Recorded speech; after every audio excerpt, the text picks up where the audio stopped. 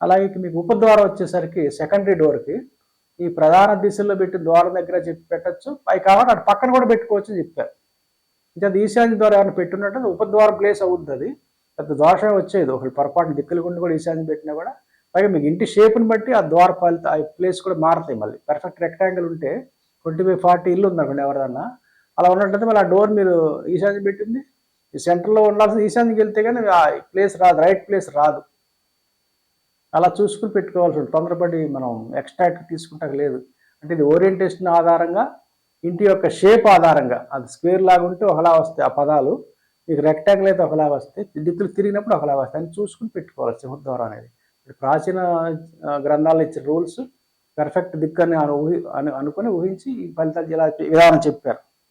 ఇంకా అలాగే మీకు ఉపద్వారాన్ని కూడా అనేక ప్లేస్లు ఇచ్చారు. ముఖ్యంగా మరీ నైరుతి మరీ వాయువ్యం కాకుండా అన్ని ప్లేస్లు ఉపద్వారానికి స్థానాలు ఇచ్చారు 22 గ్రంథాల్లో. అంటే అవసరం ఇచ్చి పెట్టుకోవాలి, కంపల్సరీ పెట్టాలని కాదు.